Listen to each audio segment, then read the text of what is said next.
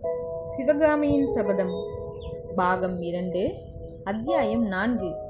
சிவகாமியின் பிறந்த நாள். ஆஹா, சிவகாமியை நாம் பார்த்து எத்தனை காலம் ஆகிவிட்டது.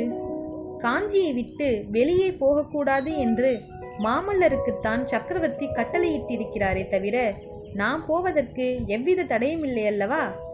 எனவே ஆரண்ய மத்தியில் உள்ள ஆயனரின் சிற்ப மாளிகைக்கு உடனே செல்வோம். ஆயனரின் வீட்டை நெருங்கும் போது 8 மாதத்திற்கு முன்பு அங்கே நாம் கண்ட காட்சிக்கும் இப்போது நாம் காணும் காட்சிக்கும் உள்ள வித்தியாசம் நம்மை தூக்கி வாரி போடுகிறது. அப்போது நாம் கண்ட கலகலப்பு இப்போது அங்கே இல்லை. கல் கல் என்ற கல்லுளியின் சத்தம் கேட்கவில்லை. ஆயனரின் சீடர்கள் ஆங்காங்கு மரங்களின் அடியில் உட்கார்ந்து சிற்ப வேலை பயின்று கொண்டிருக்கவில்லை. காட்டு மரங்களின் தோற்றத்திலே கூட வித்தியாசம் இருக்கிறது. முன்னே நாம் வந்திருந்த போது வசந்த காலம். விருட்சங்கள் புதிய தளிர்கள் விட்டிருந்தன. மாமரங்களில் இளம் தளிர்களுடனே பூங்கொத்துகள் குலுங்கின. அரச மரங்களும் ஆலமரங்களும் தங்க நிற இலைகளால் மூடப்பட்டிருந்தன. இப்போதோ மரங்களில் முற்றிய கரும் பசுமை பொருந்திய இலைகளும் பாதி காய்ந்த சருகுகளும் காணப்படுகின்றன. பூமியெல்லாம் இலைச்சிறகுகள் பரவி கிடந்தன. சில இடங்களில் குட்டை குட்டையாக மழை தண்ணீர் தேங்கி இருக்கிறது. முதல் நாள் இரவு பெய்த மழை நீர் மரங்களின் இலைகளில் தங்கியிருந்து குளிர்ந்த வாடைக்காற்று அடிக்கும் போது சலசலவென்று பூமியில் உதிர்கிறது. அந்த பிரதேசத்தில் ஏற்பட்டிருந்த மாறுதலை நினைத்து மரங்களும் துயரப்பட்டு கண்ணீர் உதிர்ப்பது போல தோன்றுகிறது. வன விருட்சங்களில் வாழ்ந்த பட்சிகளின் அமுத கானத்துக்கு மட்டும் எவ்வித குறையும் ஏற்பட்டதாக தெரியவில்லை. விதவிதமான மதுர குரல்களில் எத்தனையோ கீதங்கள் கேட்கின்றன. ஆனால் அந்த குரல்களிலும் ஒரு வேற்றுமை தெரிகிறது. முன்னே அக்குரல்களில் தொனித்த குதூகல களிப்பை இப்போது காணவில்லை. சென்று போன ஆனந்தமான காலத்தை நினைத்து மனங்கசிந்து பாடும் சோக கீதமாக தொனித்தது. வீட்டை நெருங்கிச் சென்றோமானால் ஒரே ஒரு விருட்சத்தின் அடியில் மட்டும் யாரோ 2 பேர் உட்கார்ந்து வேலை செய்து கொண்டிருப்பது கண்ணுக்கு புலனாகிறது. ஆம், அவர்களில் ஒருவர் ஆயன சிற்பிதான். ஆனால் அந்த மேதையின் முகத்தில் முன்னம் நாம் பார்த்த சாந்தம் இப்போது எங்கே? அந்த கண்களிலே இந்த ஆவல் வெறி எப்போது குடிகொண்டது? அவரும் அவருடன் இருக்கும் இன்னொருவனும் என்ன செய்து கொண்டிருக்கிறார்கள்? ஏதேதோ பச்சிலைகளை சேர்த்து அவர்கள் கல்லில் வைத்து இடித்தும் அரைத்தும் சாறு இறக்கிக் கொண்டிருக்கிறார்கள். அவர்களுக்கு அருகில் அடுப்பு ஒன்று எரிந்து கொண்டிருக்கிறது. அதில் ஒரு சட்டியில் பச்சிலை சாறு கொதித்து கொண்டிருக்கிறது. சுற்றுப்புறத்தில் பற்பல சட்டிகளில் வர்ண குழம்புகள் இருக்கின்றன. இதையெல்லாம் பார்க்கும்போது ஆயன சிற்பியார் சித்திரம் எழுதுவதற்குரிய வர்ணச்சேர்க்கை முறைகளை பரிசீலனை செய்து கொண்டிருக்கிறார் என்று ஊகிக்கலாம். போர்க்களத்திலிருந்து சக்கரவர்த்தி மாமல்லபுரத்திலும் மற்ற இடங்களிலும் நடந்து கொண்டிருந்த சிற்ப பணிகளை எல்லாம் நிறுத்திவிடும்படி கட்டளை அனுப்பிய பிறகு ஆயனர் தமது அருமை மகளை அழைத்து கொண்டு பழைய ஆரண்ய வீட்டிற்கு வந்து சேர்ந்தார். தம்முடைய சீடர்களை தொண்டை மண்டலத்தில் உள்ள எல்லா கோயில்களிலும் பாரத மண்டபங்களை கட்டுவதற்காக அனுப்பிவிட்டார். ஒரே ஒரு சிற்றாலை மட்டும் தம்முடைய உதவிக்கு வைத்து கொண்டிருந்தார். சில காலமாகவே ஆயனருடைய உள்ளமானது சிற்பக்கலையிலும் நாட்டியக்கலையிலும் ஈடுபடவில்லை. நாகார்ஜுன பர்வதத்திற்கு அனுப்பிய பரஞ்சோதி திரும்பி வருவதை அவர் வெகு ஆவலுடன் எதிர்பார்க்கலானார். சில நாளைக்கெல்லாம் அவருக்கு பரஞ்சோதியை பற்றிய வெகு விசித்திரமான செய்திகள் கிடைத்தன.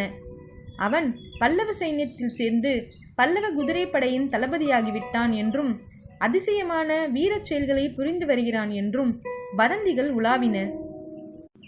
அதற்கு பிறகு நாகநந்தி அடிகளும் அங்கு வரவில்லை. ஆயனருக்கு என்றுமழியாத வர்ண ரகசியத்தை அறிந்து கொள்ளும் ஆவல் 1க்கு 10 மடங்காக பெருகியது. எனவே அவர் சிற்பக்கலை முதலியவற்றையெல்லாம் ஒரு பக்கத்தில் கட்டி வைத்துவிட்டு வர்ணச்சேர்க்கை சம்பந்தமான பரிசோதனைகளை ஆரம்பித்தார்.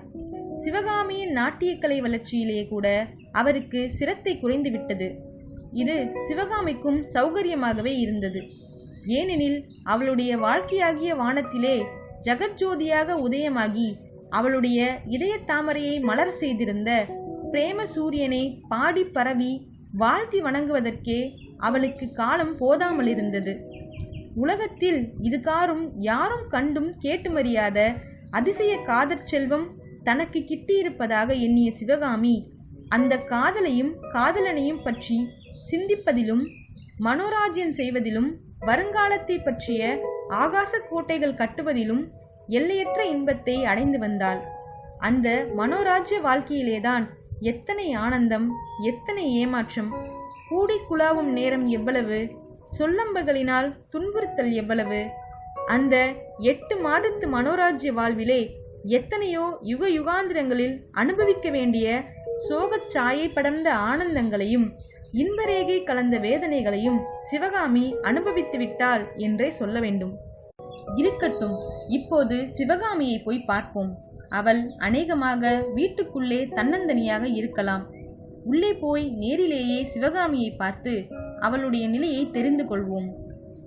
வீட்டை அணுகும்போது உள்ளே பேச்சு குரலை கேட்டு சற்று திகைத்து நிற்கிறோம்.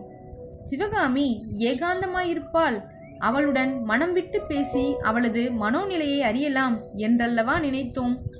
அவளுடன் பேசிக்கொண்டிருப்பது யார்? ஒருவேளை அவளுடைய செவிட்ட அத்தியாயிருக்குமோ? இல்லை, ஆடவரின் குரல். அதிலும் 2-3 ஆடவர் குரல்கள் அல்லவா கேட்கின்றன. உள்ளே நுழைவதற்கு முன்னால் வாசற்படிக்கு அருகில் நின்று சம்பாஷணையை சற்று ஒட்டி கேட்டுவிட்டு உள்ளே போகக்கூடிய சந்தர்ப்பம்தானா என்பதை தெரிந்து கொள்வோம். அம்மணி, எங்களிடம் கோபித்து கொண்டு என்ன பயன்? பல்லவகுமாரரின் கட்டளையைத்தானே நிறைவேற்றுகிறோம் என்று ஒரு ஆண் குரல் சொல்லிற்று. பல்லவகுமாரரும் ஆயிற்று, கட்டளையும் ஆயிற்று. மாமல்லருக்கு இன்றைக்கு வேறு வேலை இல்லை போலிருக்கிறது. திடீரென்று சிற்பியின் மகளை நினைத்து கொண்டாராக்கும். இருக்கட்டும், அந்த தந்த பெட்டிக்குள்ளே என்ன இருக்கிறது, திறந்து காட்டுங்கள் என்று கோபம் கொண்ட கோமகளின் அதிகார குரலில் சிவகாமி ஆக்ஞாபித்தாள். தென்பாண்டி நாட்டிலே கொற்கை துறைமுகத்தில் குளித்து எடுத்த அற்புதமான முத்து மாலைகள் இந்த தந்த பெட்டியில் இருக்கின்றன அம்மணி. இதோ பாருங்கள். கன்யாகுப்ஜத்து ஹர்ஷவர்த்தன சக்கரவர்த்தியின் பட்ட மகிழ்ச்சி கழுத்திலே கூட இம்மாதிரி முத்து மாலை கிடையாது. எப்படி ஜொலிக்கிறது பார்த்தீர்களா என்று ஏவலாளன் கூறினான். போதும் போதும், இந்த முத்து மாலைகள் யாருக்கு வேண்டும்? உங்கள் குமார சக்கரவர்த்தியிடம் நான் சொன்னதாக சொல்லு. ஆயன சிற்பியின் வீட்டிற்கு அருகே தாமரை குளக்கரையில் புன்னை மரம் ஒன்று புஷ்பித்திருக்கிறது. காலை நேரத்தில் அம்மரத்தடிக்கு சென்றால் தரையிலே 1000 முத்துக்கள் சொரிந்து கிடக்கும். அந்த புன்னை மலர் முத்துக்களின் அழகுக்கு உரை போட காணாது இந்த கொற்கை முத்து என்று சொல்லு. வேண்டுமானால் ஒரு நாள் காலையில் வந்து பார்த்துவிட்டு போகட்டும். அதோ அந்த தங்க பேழையில் என்ன இருக்கிறது என்று சிவகாமி கேட்டாள். அம்மணி, அலைக்கடலின் ஆழத்திலே சௌந்தரிய தேவதை ஒளித்து வைத்திருந்த பவளங்கள் சமுத்திரராஜனின் கடுங்காவலை மீறி அபகரித்து கொண்டு வரப்பட்டவை. மன்னாதி மன்னர்க்கெல்லாம் தங்கள் மணிமகுடத்தில் புனைவதற்கு ஆசைப்படக்கூடியவை. ஒப்பற்ற பவளங்கள் இந்த தங்கப்பேழையில் இருக்கின்றன. பாரத நாடெங்கும் புகழ்பெற்ற பரத சாஸ்திர ராணியின் மேனியை அலங்கரிப்பதற்கு உகந்தவை என்று இந்த பவள மாலைகளை பல்லவகுமாரர் அனுப்பியிருக்கிறார். அழகுதான். இந்த பவள மாலைகள் உங்கள் பல்லவகுமாரருக்கு அதிசயமாய் தோன்றலாம். ஆனால் அவரிடம் நீ போய் சொல்லு, ஆயன சிற்பி வீட்டில் 2ஆம் கட்டிலே அந்த சிற்பியின் மகள் வளர்க்கும் கிளிகள் இருக்கின்றன. அந்த கிளிகளின் வாயிலுள்ள செம்பவளத்திற்கு எப்பேற்பட்ட கடல் பவளமும் இணையாகாது.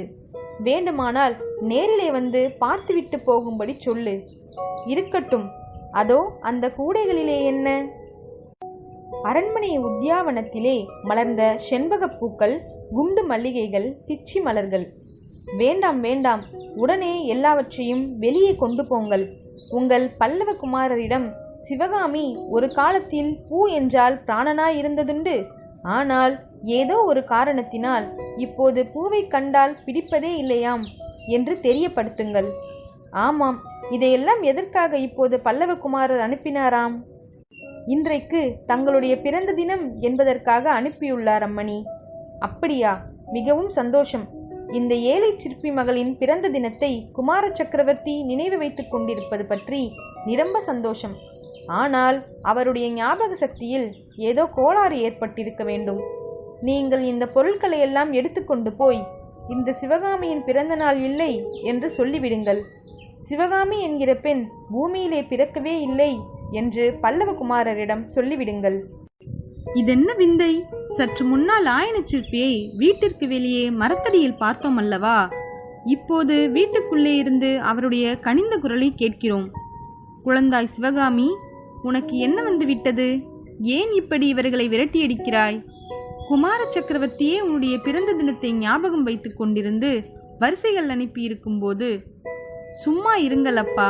குமார சக்கரவர்த்தியை லேசுப்பட்டவர் என்று நினைக்காதீர்கள். முத்து மாலையும் இரத்தினஹாரத்தையும் புஷ்ப கூடைகளையும் அனுப்பி நம்மை ஏமாற்றிவிட பார்ப்பார்.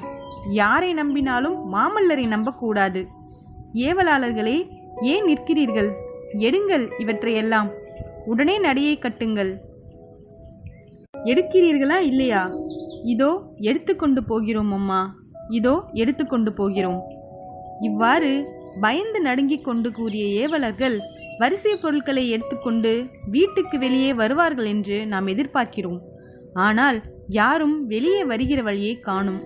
நல்ல மர்மம் இது. வீட்டுக்குள்ளே பேச்சுக்குரல் மட்டும் கேட்கிறதே தவிர வேறு நடமாடும் சந்தடியை காணுமே. வியப்பாக அல்லவா இருக்கிறது? உள்ளே போய் பார்த்து விடலாம்.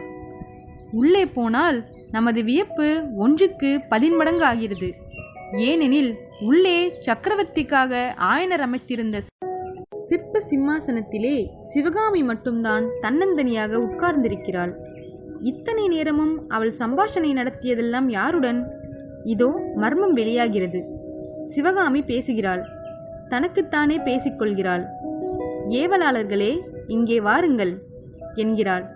ஒருவரும் வரவில்லை. ஆனாலும் எதிரில் யாரோ இருப்பதாக எண்ணிக்கொண்டு பேசுகிறாள். உங்கள் பல்லவகுமாரரிடம் இதையும் சொல்லுங்கள். மாமல்லர் என்றைக்கு மனம் கனிந்து சிற்பி மகள் சிவகாமியை பார்ப்பதற்கு வருகிறாரோ அன்றைக்குத்தான் அவளுக்கு பிறந்த தினம் என்று சொல்லுங்கள். தெரிகிறதா? இவ்விதம் சொல்லிவிட்டு சிவகாமி சற்று சும்மா இருந்தாள். பிறகு மறுபடியும் பேசினாள். ஆனால் இந்த தடவை குரல் மாறுபட்டிருந்தது. இப்போது நாம் கேட்பது ஆண் பிள்ளை குரல். ஏற்கனவே கேட்ட ஏவலாளனின் குரல்தான். அம்மணி, மன்னிக்க வேண்டும். தங்களுடைய பிறந்த தினத்தை முன்னிட்டு இந்த வரிசை பொருட்களை அனுப்பிய பல்லவகுமாரர் சற்று நேரத்திற்கெல்லாம் தாமே தங்க ரதத்தில் வருவதாகவும் தெரியப்படுத்தச் சொன்னார். மறுபடியும் சிவகாமியின் மகிழ்ச்சி ததும்பிய உண்மை குரல். ஆஹா, மாமல்லரே வருவதாகச் சொன்னாரா? அப்படியானால் இன்றைக்கு என் பிறந்த நாள்தான். அப்பா, இன்றைக்கு உங்கள் மகளின் பிறந்த நாள் தெரிகிறதா? என்ன பேசாமல் இருக்கிறீர்கள்? இன்றைக்கு ஒரு நாளாவது பச்சிலை அரைப்பதை நிறுத்துங்கள். அதோ ரதம் வரும் சத்தம் கேட்கிறது. சிவகாமி சிம்மாசனத்திலிருந்து துள்ளி எழுந்தாள். அப்போது உண்மையாகவே வீட்டுக்கு வெளியில் ரதம் வரும் சத்தம் கேட்டது. முகத்தில் சொல்ல முடியாத ஆவல் ததும்ப பரபரப்புடன் வாசற்புறம் ஓடி வந்து பார்த்தாள். வீட்டை நெருங்கி ரதம் வந்து கொண்டிருந்தது. அது குமார சக்கரவர்த்தியின் தங்க ரதம்தான். ரதசாரதியும் கண்ணபிரான் தான். ஆனால் ரதத்தில் இருப்பது யார்? வேறு யாரோ போல் இருக்கிறதே. ஆஹா, என்ன ஏமாற்றம்! வருகிறவர் யாராயிருந்தாலும் நிச்சயமாக மாமல்லர் அல்ல. சிவகாமி அந்த சிற்ப வீட்டின் வாசல் தூணை பிடித்து கொண்டு கற்சிலையைப் போல் நின்றாள்.